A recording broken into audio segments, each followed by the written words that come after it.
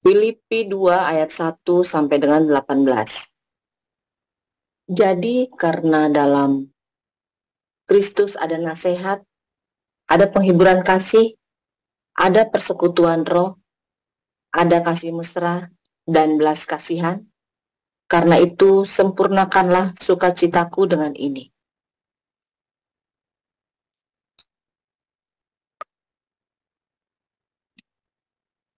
Bu Rima, suaranya hilang, Bu. Di unmute. Baik, saya ulang. Filipi 2 ayat 1 sampai dengan 18. Jadi karena dalam Kristus ada nasihat, ada penghiburan kasih, ada persekutuan roh, ada kasih mesra dan belas kasihan. Karena itu sempurnakanlah sukacitaku dengan ini. Hendaklah kamu sehati sepikir dalam satu kasih, satu jiwa, satu tujuan, dengan tidak mencari kepentingan sendiri atau puji-pujian yang sia-sia. Sebaliknya, hendaklah dengan rendah hati yang seorang menganggap yang lain lebih utama daripada dirinya sendiri. Dan janganlah tiap-tiap orang hanya memperhatikan kepentingannya sendiri, tetapi kepentingan orang lain juga.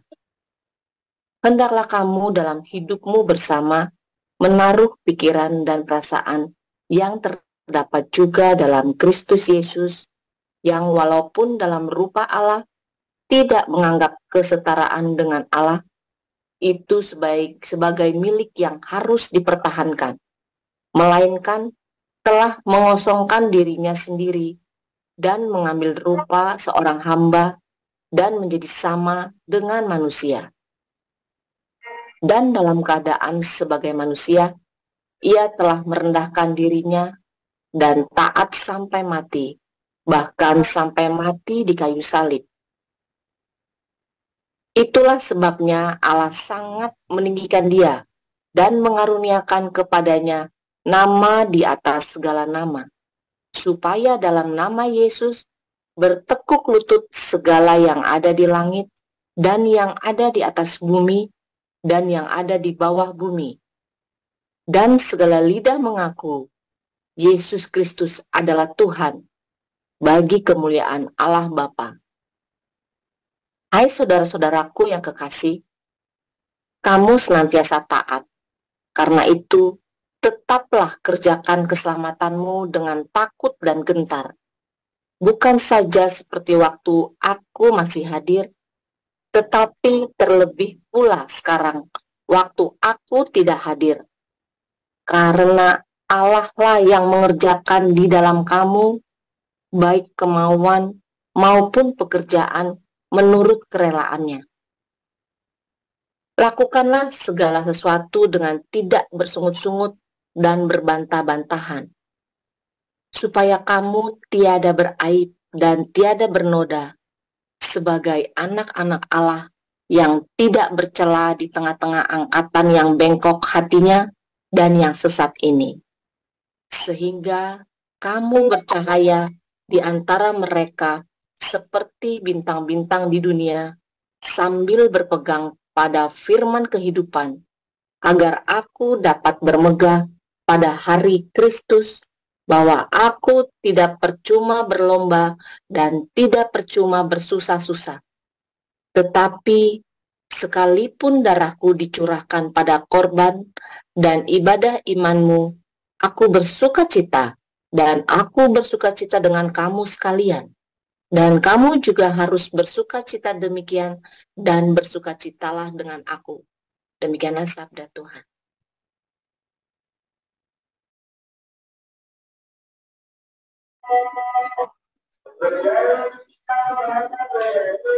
Pembacaan firman Tuhan terambil dalam Yohanes 17. Demikian bunyi firman Tuhan. Demikianlah kata Yesus. Lalu ia menengadah ke langit dan berkata, Bapa, telah tiba saatnya, permuliakanlah anakmu supaya anakmu mempermuliakan engkau. Sama seperti engkau telah memberikan kepadanya kuasa atas segala yang hidup, demikian pula ia akan memberikan hidup yang kekal kepada semua yang telah engkau berikan kepadanya. Inilah hidup yang kekal itu, yaitu bahwa mereka mengenal Engkau, satu-satunya Allah yang benar, dan mengenal Yesus Kristus yang telah Engkau utus. Aku telah mempermuliakan Engkau di bumi dengan jalan menyelesaikan pekerjaan yang Engkau berikan kepadaku untuk melakukannya. Oleh sebab itu, ya Bapa, permuliakanlah aku padamu sendiri dengan kemuliaan yang kumiliki di hadirat-Mu sebelum dunia ada. Aku telah menyatakan namamu pada semua orang yang Engkau berikan kepadaku dari dunia. Mereka itu milik-Mu, dan Engkau telah memberikan mereka kepadaku, dan mereka telah menuruti firman-Mu. Sekarang mereka tahu bahwa semua yang Kau berikan kepadaku itu berasal daripadamu. Sebab segala firman yang Kau sampaikan kepadaku telah Kusampaikan kepada mereka, dan mereka telah menerimanya. Mereka tahu benar-benar bahwa aku datang daripadamu, dan mereka percaya bahwa Engkaulah yang telah mengutus aku. Aku berdoa untuk mereka, bukan untuk dunia aku berdoa, tetapi untuk mereka yang telah Engkau berikan kepadaku, sebab mereka adalah milik-Mu. Dan segala milikku adalah milik-Mu, dan milikku adalah dan milik-Mu adalah milikku. Dan aku telah dipermuliakan di dalam mereka. Dan aku tidak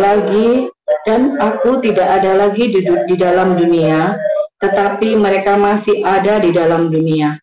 Dan aku datang kepadamu, ya Bapa yang kudus. Peliharalah mereka dalam namamu, yaitu namamu yang telah Engkau berikan kepadaku, supaya mereka menjadi satu sama seperti kita. Selama aku bersama mereka, aku memelihara mereka dalam namamu, yaitu namamu yang telah Engkau berikan kepadaku. Aku telah menjaga mereka, dan tidak ada seorang pun dari mereka yang binasa, selain daripada dia yang telah ditentukan untuk binasa, supaya genaplah yang tertulis dalam kitab suci. Tetapi sekarang, aku datang kepadamu, dan aku mengatakan semua ini, sementara aku masih ada di dalam dunia, supaya penuhlah sukacitaku di dalam diri mereka. Aku telah memberikan firman-Mu kepada mereka, dan dunia membenci mereka, karena mereka bukan dari dunia, sama seperti aku bukan dari dunia. Aku tidak meminta supaya Engkau mengambil mereka dari dunia, tetapi supaya Engkau melindungi mereka daripada yang jahat. Mereka bukan dari dunia, sama seperti aku bukan dari dunia. Kuduskanlah mereka dalam kebenaran, firman-Mu adalah kebenaran. Sama seperti Engkau telah mengutus aku di dalam dunia, demikian pula aku telah mengutus mereka ke dalam dunia. Dan aku menguduskan diriku bagi mereka, supaya mereka pun dikuduskan dalam kebenaran. Dan bukan untuk mereka ini saja aku berdoa, tetapi juga untuk orang-orang yang percaya kepadaku oleh pemberitaan mereka, supaya mereka semua menjadi satu sama seperti Engkau, ya Bapa, di dalam aku dan aku di dalam Engkau, agar mereka juga di dalam kita, supaya dunia percaya bahwa Engkaulah yang telah mengutus aku. Dan aku telah memberikan kepada mereka kemuliaan yang Engkau berikan kepadaku, supaya mereka menjadi satu sama seperti kita adalah satu. Aku di dalam mereka, dan Engkau di dalam aku, supaya mereka sempurna menjadi satu, agar dunia tahu bahwa Engkau yang telah mengutus aku, dan bahwa Engkau mengasihi mereka, sama seperti Engkau mengasihi aku. Ya Bapa, aku mau supaya dimanapun aku berada, mereka juga berada bersama-sama dengan aku, mereka yang telah Engkau berikan kepadaku, agar mereka memandang kemuliaanku yang telah Engkau berikan kepadaku, sebab Engkau telah mengasihi aku sebelum dunia dijadikan. Ya Bapa yang adil, memang dunia tidak mengenal Engkau, tetapi aku mengenal Engkau, dan mereka ini tahu bahwa Engkaulah yang telah mengutus aku. Dan aku telah memberitahukan namamu kepada mereka, dan aku akan memberitahukannya supaya kasih yang Engkau berikan kepadaku ada di dalam mereka, dan aku di dalam mereka. Terima kasih. Ya, Baik, terima kasih Bu Rima dan Bu Eliester. Baik, silahkan Bu Erni. Haleluya, selamat pagi semuanya. Berbahagialah orang yang merenungkan firman Tuhan dan melakukannya. Dan hari ini kita juga boleh sama-sama pagi ini merenungkan firman Tuhan dari apa yang sudah kita baca. Bapak Ibu semuanya, saya ingin membagikan bagaimana teladan Kristus yang sudah dinyatakan dalam kehidupan Yesus untuk menjadi teladan buat kita. Baru-baru ini kita merayakan Paskah. Kita mengingat bagaimana pengorbanan Tuhan Yesus sampai mati di kayu salib seperti itu. Saudaraku, beberapa waktu yang lalu juga saya mendengar obrolan yang menanyakan gitu, kenapa sih orang Kristen itu Tuhannya bisa mati di kayu salib, kenapa mau gitu, dan kenapa juga orang Kristen itu menyembah manusia gitu. Artinya ya kalau Tuhan bisa jadi manusia, Tuhan juga bisa jadi seperti tutup botol gitu kan. Jadi saya pikir, aduh nih orang memang kalau nggak mengerti gitu ya, akan banyak sekali hal-hal yang pertanyaan-pertanyaan yang nggak masuk akal justru.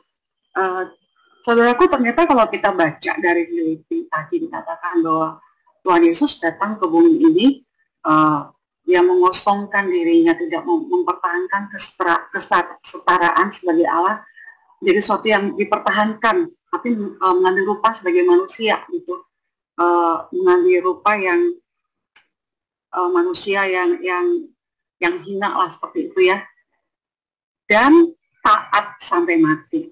Jadi kedatangan Tuhan Yesus ke bumi ini mengambil rupa sebagai manusia itu dengan suatu maksud tujuan. Tujuannya apa? Tujuannya untuk manusia. Untuk manusia melihat teladan Yesus itu sendiri.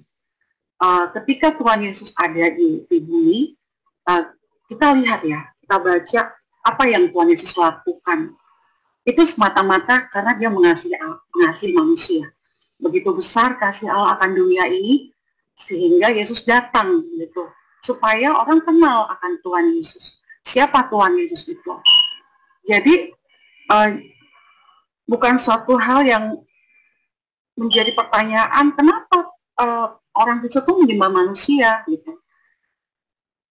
Karena Tuhan kita yang kita sembah itu bukan manusia. Tuhan kita itu ya Tuhan. Dan ketika dia mengambil rupa menjadi manusia, itu hanya untuk satu tujuan. Tujuannya agar manusia yang dia kasihi itu bisa mengenal Tuhan itu sendiri. Gitu loh. Ketika Tuhan Yesus ada di bumi ini, dia melakukan, dia memberikan contoh teladan untuk bagaimana kita hidup seperti apa yang Tuhan mau. Gitu. Karena kalau Tuhan Yesus nggak datang ke bumi ini, saya yakin kita nggak tahu bagaimana caranya hidup seperti yang Tuhan inginkan. Karena pikiran kita terbatas untuk mengerti Tuhan itu seperti apa maunya. Justru kita bersyukur Tuhan datang ke bumi ini sebagai manusia, bukan sebagai tutup botol. Sebagai manusia, dengan kehidupannya sebagai manusia, dia mencontohkan bagaimana dia hidup di bumi ini, menghadapi tantangan, masalah, tekanan, seperti itu. Dan kita juga akhirnya mengerti bagaimana teladan itu untuk kita hidupi, karena teladan itulah yang harus kita ikuti gitu ya. Jadi dan tujuan itu yang Tuhan lakukan sampai selesai. Dan bukan juga kenapa Tuhan kita itu kalau kayak nggak berdaya mati di kayu salib, kok nggak bisa turun atau dia nggak usah harus mati gitu. Bahkan ada pihak yang mengatakan bahwa Tuhan kita nggak mati di kayu salib, dia digantikan. Tidak, saudaraku. Tuhan kita itu memang harus sampai mati di kayu salib, karena itulah tujuannya gitu. Itulah misinya kenapa dia datang ke bumi ini, supaya betul manusia melihat pengorbanan itu, kasih itu gitu. Nah, saudaraku, itu yang banyak menjadi pertanyaan bagi orang yang tidak mengenal kasih Tuhan. Kenapa orang Kristen menyembah manusia?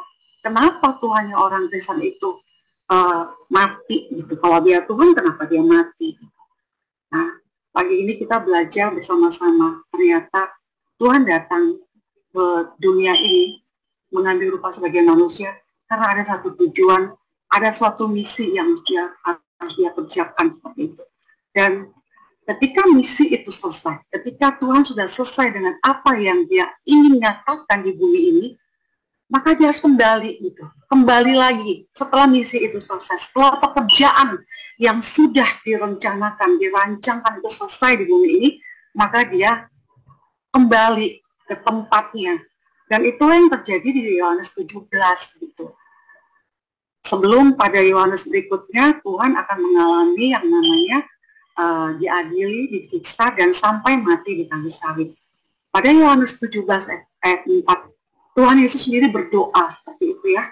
Dan saya fokus ke Yohanes 17 ayat 4. Dikatakan, aku telah memuliakan engkau di bumi dengan jalan menyelesaikan pekerjaan yang engkau berikan kepadaku. Dengan jalan menyelesaikan pekerjaan yang engkau berikan kepadaku untuk melakukannya. Nah, saya lihat, renungkan ayat ini. Tuhan Yesus katakan kepada Allah ketika dia berdoa sebagai ketika dia ada di bumi ini, dikatakan, aku telah memuliakan engkau di bumi dengan jalan menyelesaikan pekerjaan yang engkau berikan kepadaku untuk melakukannya. Ketika Yesus akan disalib, disitulah Tuhan katakan, aku menyelesaikan gitu ya. Dengan menyelesaikan pekerjaan-pekerjaan ini, Yesus sedang memuliakan Allah. Nah, menyelesaikan ini, kalau kita lihat dari bahasa aslinya, itu artinya adalah menyelesaikan dengan sempurna, atau kata aslinya itu teleio gitu. Teleio itu artinya menyelesaikan dengan komplit, dengan sempurna.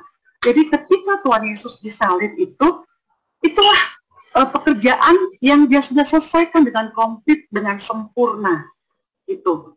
Makanya dikatakan ketika pekerjaan itu diselesaikan dengan sempurna, dengan tuntas, disitulah Tuhan dimuliakan. Nah, kedua, arti kata teleio itu adalah menyelesaikannya sampai level yang terakhir. Sampai level yang terakhir, gitu. Sampai goalnya selesai, tujuannya selesai.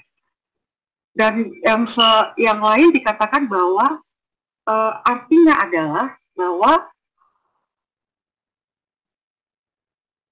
mengerjakan seluruh proses atau tahapan untuk mencapai tahap akhir. Mengerjakan seluruh prosesnya, saya lihat bahwa untuk mengerjakan sesuatu, itu proses-prosesnya harus dilewati. Jadi kita nggak bisa melewati satu tahap atau satu proses, terus kita lompat gitu, nggak bisa. Jadi yang namanya menyelesaikan dengan tuntas itu adalah kita menyelesaikan semua tahap-tahapnya sampai level yang terakhir. Dan ini menyangkut adalah karakter kedewasaan seperti itu. Jadi Bapak Ibu, hari ini kita sama-sama merenungkan bahwa inilah teladan Tuhan yang ingin Tuhan nyatakan ketika Tuhan Yesus menyelesaikan pekerjaan itu, yaitu dia disalibkan. Disitulah Allah dimuliakan. Nah, demikian juga dengan diri kita, karena itulah teladan itu. Dan Tuhan ingin kita juga sebagai pengikutnya, kita juga mengerjakan pekerjaan yang Tuhan berikan kepada kita, tanpa kita melewati level-levelnya seperti itu. Kadang ketika kita menyelesaikan suatu pekerjaan, gitu, kita kadang stuck pada satu tempat, satu titik yang kita mungkin nggak suka, kita merasa nggak nyaman gitu. Mungkin kita lama berhenti di situ gitu ya, kita nggak mau lanjut, atau bahkan ada yang keluar, nggak mau lagi melakukannya gitu. Tapi kita belajar apa yang Tuhan inginkan ketika kita ingin memuliakan Tuhan, kita harus menyelesaikan semua yang menjadi bagian kita yang Tuhan ingin kita selesaikan itu sampai tuntas. Dan ketika pekerjaan ini kita selesaikan sampai tuntas, atau kadang-kadang sudah sampai selesai, yang seperti Tuhan Yesus, ketika dia selesai, dia kembali gitu kepada Bapa di surga. Nah, saya pikir begitu juga dengan kita, menurut saya seperti itu ya. Karena dikatakan juga dalam firman Tuhan, bagiku hidup adalah bekerja dan menghasilkan buah. Artinya, kalau kita masih hidup, kalau kita masih ketemu dengan hari esok, artinya Tuhan ingin kita terus bekerja. Itu belum tuntas, belum sampai goal yang Tuhan inginkan. Dan ketika kita mengerjakan pekerjaan itu dengan karakter yang dewasa, yang tidak kecewa ketika menghadapi sesuatu yang sepertinya nggak nyaman buat kita, gitu ya. Tapi kita terus mengerjakannya sampai tuntas dan nama Tuhan dimuliakan. Nah, selama kita hidup, kita harus terus bekerja dan bekerja. Nah, firman Tuhan juga mengatakan, jadi selama hidup, kita hidup adalah untuk bekerja dan menghasilkan buah. Jadi kalau kita masih hidup hari ini, artinya kita harus bekerja, seperti itu ya. Kita harus melakukan pekerjaan-pekerjaan yang Tuhan inginkan, seperti itu. Nah, di Efesus 2 ayat 10 juga dikatakan seperti ini. Karena kita ini buatan Allah, diciptakan dalam Kristus Yesus untuk melakukan pekerjaan baik yang dipersiapkan Allah sebelumnya. Ia mau supaya kita hidup di dalamnya.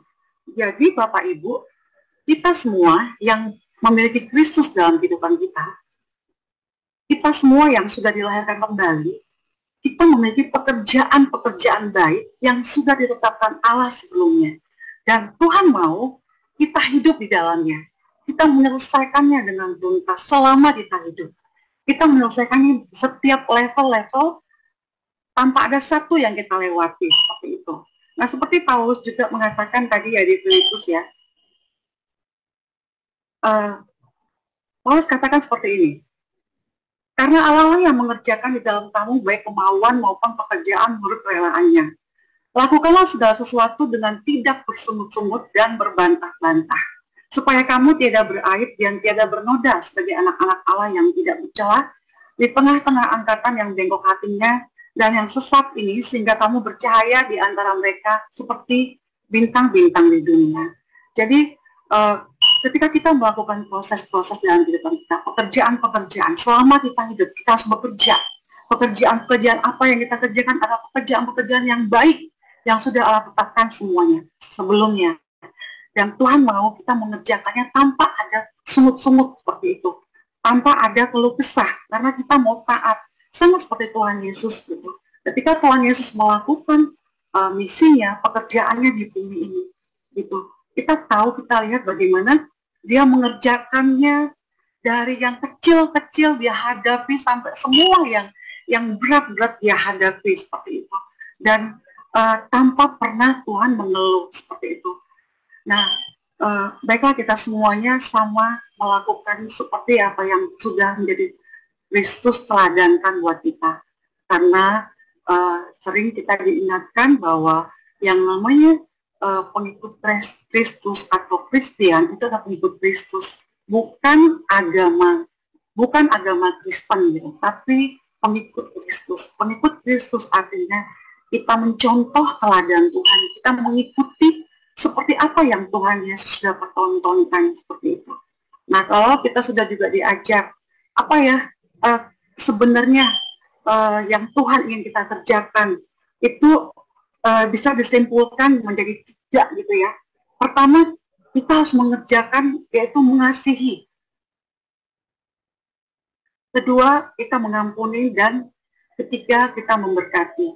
Karena firman Tuhan juga bilang, setiap Taurat Tuhan, ya, aturan atau hukum-hukum Tuhan, semuanya itu bergantung hanya pada hukum kasih seperti itu. Jadi, Bapak Ibu, kalau kita terkadang berpikir apa ya pekerjaan-pekerjaan yang sudah Tuhan siapkan sebelumnya untuk kita lakukan seperti itu. Ternyata itu bisa disimpulkan dengan 3 pekerjaan-pekerjaan itu, yaitu mengasihi. Sepanjang kita hidup, selama kita masih hidup, Tuhan ingin kita terus belajar untuk mengasihi, belajar untuk mengampuni, belajar untuk memberkati, seperti itu. Karena yang namanya kasih itu dia selalu memberi gitu. Kita tidak meminta orang yang mengasihi kita, atau memohon orang mengampuni kita, atau meminta orang terus memberkati kita. Tetapi kita yang harus memberi, kita harus mengasihi dan mengampuni. Kenapa? Karena Yesus ada dalam diri kita. Ketika Tuhan Yesus ada dalam diri kita, kita ini buatan Allah. Maka pekerjaan-pekerjaan itu yang akan keluar dari diri kita. Kita belajar, mungkin kita harus bertahap. Itu tadi dikatakan ada level-level yang kita kerjakan seperti itu. Bagaimana kita mengasihi, ya. Mungkin pertama kita mengasihinya level 1, kita belajar mengasihi level 2, seperti itu, sampai benar-benar mengasihi seperti apa yang Tuhan mau, seperti itu. Karena mengasihi di sini bukan dengan kasih kita, tapi kasih Tuhan, gitu ya. Mengampuni juga seperti itu. Kita belajar mengampuni, proses ini yang harus kita lewati, gitu ya. Proses ini yang ternyata proses-proses ini akan mendewasakan kita ternyata, Bapak Ibu. Untuk kita menyelesaikan semua ini harus proses ada pada kita. Kalau mengampuni itu sangat gampang, kita nggak mengalami proses gitu ya. Tapi karena mengampuni ini perlu proses, maka kita harus mau belajar merendahkan hati seperti Tuhan Yesus. Bagaimana kita mengampuni orang-orang bersalah kepada kita. Tidak gampang. Tetapi kita harus mau taat pada Tuhan. Karena Tuhan mau, katakan, Tuhan ingin supaya kita hidup di dalam pekerjaan-pekerjaan itu. Seperti itu. Sehingga ketika itu kita lakukan, gitu ya, dengan pertolongan Tuhan, karena Tuhan ada dalam diri kita, maka dikatakan kita akan bercahaya di antara mereka seperti bintang-bintang di dunia. Karena apa, saudara? Ada perbedaan, gitu ya. Ada perbedaan yang membuat kita tidak sama dengan orang sekeliling kita, seperti itu. Ada cahaya, ya itu tadi ya, cahaya di tengah-tengah dunia yang gelap ini. Ada suatu kebiasaan yang nggak sama dengan orang-orang di sekitar kita. Itu yang akan menjadi pusat perhatian orang gitu. Dan kita mau belajar itu untuk kita bisa menjadi saksi Tuhan, dan kita melakukannya sepanjang kita hidup, gitu ya. Dan kalau memang pekerjaan ini sudah tuntas kita selesaikan, tentunya kita juga akan kembali ke rumah Tuhan, gitu ya. Dan saya juga belajar untuk mengerti perkataan firman ini, gitu ya, bahwa ketika Tuhan Yesus katakan, aku telah memuliakan engkau di bumi dengan jalan menyelesaikan pekerjaan yang engkau berikan. Dan itulah waktu-waktu terakhir Tuhan Yesus ada di bumi ini, ketika dia menyelesaikan itu. Dan saya juga berdoa, saya juga mau seperti itu, bahwa ketika saya harus selesai dari bumi ini, gitu ya, itu artinya saya katakan dalam diri saya bahwa Tuhan bilang saya udah ketika saya harus menyelesaikan meninggalkan dunia ini, saya belajar untuk mengerti bahwa Tuhan bilang saya sudah selesai dengan mengerjakan pekerjaan yang Tuhan sudah tetapkan buat saya. Tetapi ketika saya belum meninggalkan bumi ini, artinya saya harus terus bekerja. Saya harus belajar mengasihi, mengampuni, dan memberkati.